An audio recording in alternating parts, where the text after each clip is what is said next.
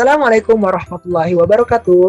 Pertama-tama, kami mau mengucapkan terima kasih kepada dosen pengampu mata kuliah Metodologi Penelitian dan Penulisan Karya Ilmiah. Pertama ada Prof.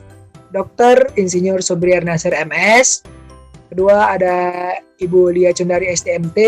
Yang ketiga ada Ibu Dr. Tri Kurniadewi MSc atas kesempatannya sehingga kami dapat melakukan presentasi tentang proposal penelitian kami yang berjudul pemanfaatan selulosa dari limbah kulit kopi sebagai bahan pembuatan plastik biodegradable dengan metode inversi fasa. Sebelumnya perkenalkan, nama saya William Zulfansa dengan NIM 0303 1382 025098 dan rekan saya Agino Hervi dengan NIM 0303 1382 025100. Pada kesempatan kali ini kami akan melakukan presentasi proposal penelitian yang telah kami buat dengan judul pemanfaatan selulosa dari limbah kulit kopi sebagai bahan pembuatan plastik biodegradable dengan metode inversi fasa.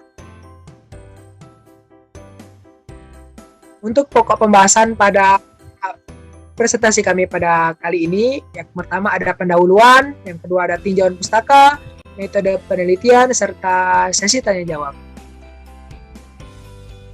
Yang pertama ada pendahuluan.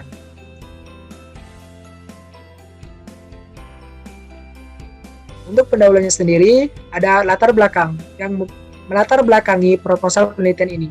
Yang pertama ada masalah sampah plastik. Sampah plastik masih menjadi masalah yang sulit dipecahkan.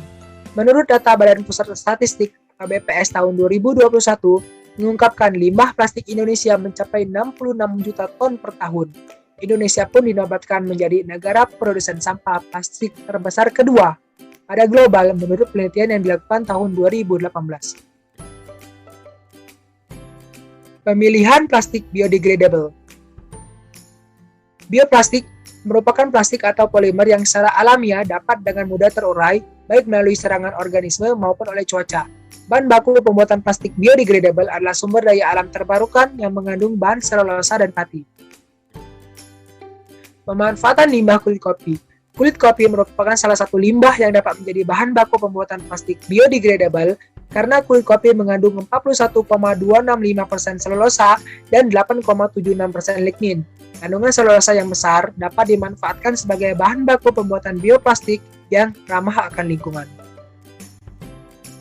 Selanjutnya penggunaan metode inversi fasa. Metode inversi fasa adalah metode yang menggunakan uap pelarut yang telah dicetak dalam plat kaca. Teknik inversi fasa adalah proses perubahan terkendali polimer menurut fasa cair sebagai fasa padat yang berdasarkan dalam prinsip termodinamika larutan. Selanjutnya adalah rumusan masalah. Rumusan masalah yang pertama adalah bagaimana pemanfaatan selulosa dari limbah kulit kopi jadi plastik biodegradable. Yang kedua, bagaimana kualitas dari plastik biodegradable dari pemanfaatan selulosa limbah kulit kopi. Dan yang ketiga, bagaimana metode inversi fasa dalam pemanfaatan selulosa limbah kulit kopi menjadi plastik biodegradable. Adapun tujuan penelitiannya pada kali ini yang pertama adalah mempelajari dan menganalisis pemanfaatan selulosa dari limbah kulit kopi menjadi plastik biodegradable dengan metode inversi fasa. Yang kedua, memberikan alternatif solusi pengendalian sampah plastik yang sulit terurai. Serta yang ketiga, mengetahui metode ekstraksi selulosa dari limbah kulit kopi. Adapun manfaat penelitian pada proposal penelitian kali ini yang pertama, dapat menjadi solusi alternatif untuk pemanfaatan limbah kulit kopi sehingga dapat mengurangi masalah lingkungan. Yang kedua, produk yang dihasilkan dapat menjadi plastik yang lebih ramah lingkungan. Dan yang ketiga, sebagai referensi dalam berbagai penelitian berkaitan dengan pemanfaatan selulosa untuk pembuatan plastik biodegradable.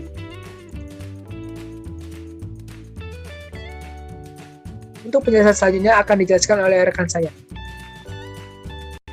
Adapun hipotesa dari penelitian ini, sebelum masuk ke hipotesa dari penelitian ini, saya akan menjelaskan terlebih dahulu apa itu hipotesa. Hipotesa atau hipotesis merupakan jawaban sementara terhadap rumusan masalah penelitian atau dapat dinyatakan sebagai jawaban teoritis terhadap masalah penelitian yang kami kutip dari Sugiono 2008. Adapun hipotesis dari penelitian ini yaitu yang pertama, struktur morfologi menunjukkan bahwa semakin banyak gliserol ditambahkan, maka selulosa tidak bercampur merata. Dan semakin tinggi kandungan lignin memperlihatkan semakin rendah kandungan selulosa dalam sampel.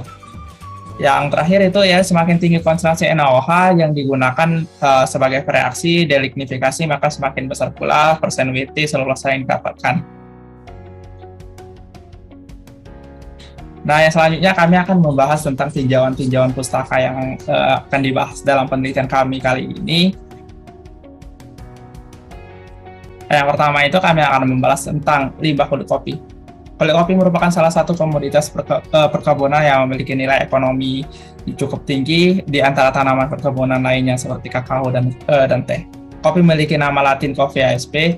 Buah kopi terdiri dari 4 bagian. Pertama, lapisan kopi luar, daging buah, kulit tanduk, dan biji. Ini merupakan gambar dari struktur autonomi buah kopi yang kami kutip dari Mage Coffee 2019. Selanjutnya itu kami akan membahas selulosa, karena selulosa ini merupakan bahan baku dari penelitian kami. Yang pertama itu struktur selulosa. Struktur kimia selulosa adalah linear, banyak ikatan hidrogen yang terbentuk antara berbagai gugus hidroksil. Selulosa kaku, tidak berasa, tidak mengkristal, dan tidak larut dalam air. Selulosa mempunyai bentuk bercabang-cabang, monomer-monomer yang tersusun secara linear, kemudian di antara polimer-polimernya terdapat ikatan hidrogen yang menghubungkan satu polimer dengan yang lain. Dikutip dari Pratiwi dan kawan-kawan 2021. Nah, ini merupakan gambar dari struktur selulosa yang dikutip dari Pratiwi dan kawan-kawan 2021. Adapun sumber selulosa, selulosa ada dalam semua tanaman, mulai dari pepohonan bertingkat hingga organisme primitif seperti rumput laut, flagellata, serta bakteri.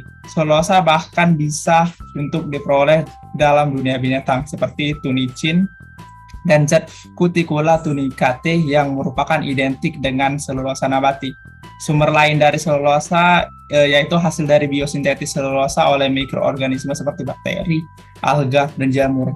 Alga dan jamur dapat menghasilkan selulosa melalui sintetis in vitro secara enzimatik dan selubiosa fluorida secara kemositensis dari glukosa pada pembukaan cincin polimerisasi turunan benzil dan pipaloil, dikutip dari dosen 2021.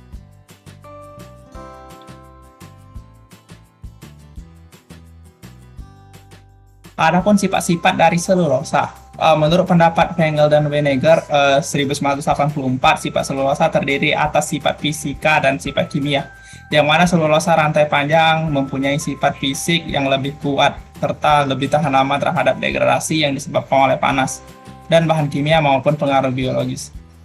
Selain sifat-sifatnya tadi, adapun sifat-sifat lain dari selulosa, yaitu yang pertama dapat terdegradasi oleh hidrolisa, oksidasi, fotokimia, ataupun secara mekanis sehingga berat molekulnya menjadi turun. Yang kedua, tidak larut dalam air meskipun pelarut organik, namun sebagian larut dalam larutan alkali. Yang ketiga, dalam keadaan kering, selulosa mempunyai sifat hidroskopis, keras serta rapuh. Jika selulosa mengandung cukup banyak air, maka selulosa akan bersifat lunak. Jadi, fungsi air di sini yaitu berguna dalam pelunakan. Yang terakhir ada selulosa dalam kristal memiliki kekuatan yang lebih baik dibandingkan dengan bentuk amorfnya, dikutip dari dosen 2021. Yang selanjutnya akan membahas biodegradable. Plastik biodegradable adalah polimer biodegradable yang diakumulasikan oleh mikroorganisme, serta biodegradable berarti dapat diuraikan secara kimia oleh mikroorganisme. Plastik biodegradable terbuat dari bahan polimer seperti pati, selulosa, dan lemak. Adapun bahan-bahan utama yang sering kali digunakan dalam pembuatan plastik biodegradable antaranya yaitu pati dan polylactic acid atau PLA. Dan metode inversi fasa yang digunakan pada penelitian ini. Metode inversi fasa merupakan proses di mana polimer mengalami perubahan dari fase cair menjadi fase padat. Metode inversi fasa mencakup berbagai macam teknik pengendapan, yaitu pengendapan dengan penguapan pelarut, pengendapan fase uap, pengendapan dengan penguapan terkendali, pengendapan thermal, pengendapan imersi. Setelah kita membahas tentang tinjauan pustaka, maka kita beralih ke metodologi penelitian. Yang pertama itu tempat dan tujuan, tempat dan waktu penelitian. Tempat waktu penelitian kami, lokasi dari penelitian ini yaitu di Laboratorium Teknik Kimia Universitas Sriwijaya. Adapun waktu penelitian kami asumsikan dari Februari sampai Maret 2022. Adapun sampel yang kami dapat untuk penelitian ini dari salah satu kedai kopi Kota Palembang.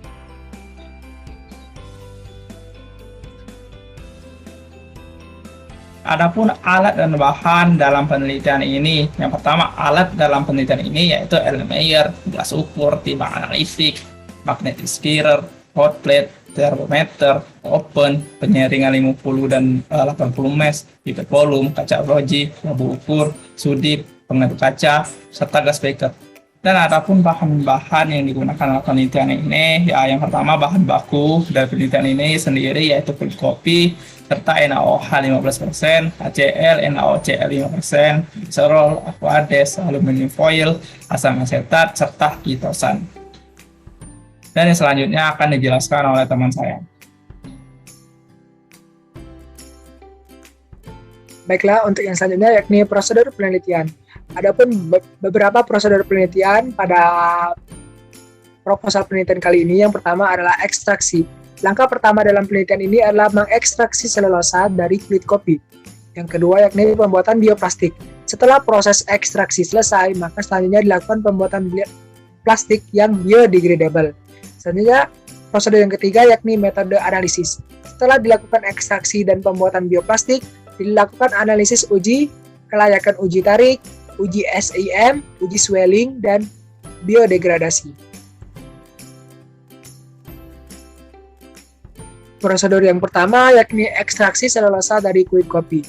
Kulit kopi dibersihkan, kemudian dikeringkan dan dipotong kecil-kecil. Potongan dikeringkan kembali hingga kadar air 4-5%. Proses preparasi bahan meliputi pencucian, pengeringan langsung di bawah sinar matahari, perajangan, penggilingan, dan pengayakan menggunakan ayakan 50 mesh. Pembuatan selulosa dilakukan dengan merendam tiap 10 gram kulit kopi dengan 200 ml NaOH 15%, sambil dipanaskan dengan suhu 80 derajat Celcius selama 90 menit. Kemudian disaring, lalu dinetralkan. Hasil tersebut ditambahkan NaOCl 5% dan dipanaskan dengan suhu 80 derajat Celcius selama 10 menit. Kemudian setelah itu selulosa yang dihasilkan disaring, dinetralkan, dan kemudian dikeringkan di dalam oven. Untuk prosedur yang kedua, yakni pembuatan bioplastik yang biodegradable. Pembuatan bioplastik dilakukan dengan metode inversi fasa, dengan melarutkan kitosan dan selulosa dengan larutan asam asetat 1 mili ke aquades 99 mili. Kemudian lakukan pengadukan selama 30 menit dengan menggunakan hot plate dan magnetic stirrer pada suhu 70 derajat Celcius dengan kecepatan pengadukan 700 rpm. Pada campuran kitosan dan selulosa tersebut ditambahkan gliserol. Lakukan pengadukan selama 60 menit, setelah itu didiamkan selama 24 jam agar gelembung-gelembung udara yang terdapat di dalamnya hilang. Setelah itu, larutan dicetak dalam cetakan, lalu dikeringkan menggunakan oven dengan suhu 50 derajat Celcius. Setelah kering, untuk pelepasan bioplastik dari plat tersebut, direndam dalam NaOH 2%. Kemudian, enviroscientiae dikeringkan dengan udara bebas. Pengkarakteran lembaran plastik biodegradable dapat dilakukan dengan uji tarik, uji SIM, uji swelling, dan biodegradasi.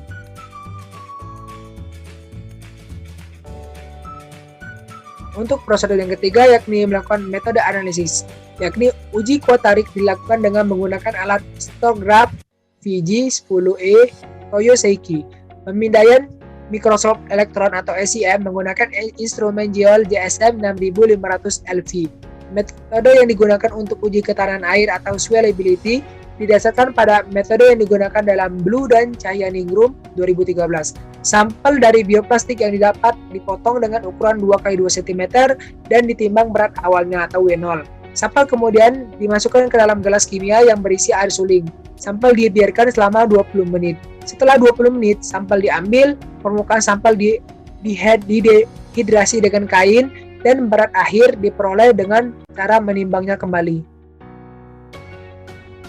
Adapun untuk persamaan dari uji metode analisis dengan penyerapan air atau persen sama dengan W dikurang W0 per W0 dikali 100%.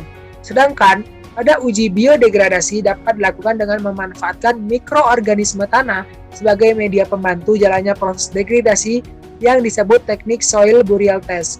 Sampel dikubur dalam tanah dan dibiarkan terkena udara terbuka, lalu diamati setiap 2 hari sekali. Mungkin itu saja presentasi proposal penelitian yang dapat kami sampaikan. Lebih dan kurang kami mohon maaf. Kepada Allah kami mohon ampun. Saya tutup. Assalamualaikum warahmatullahi wabarakatuh.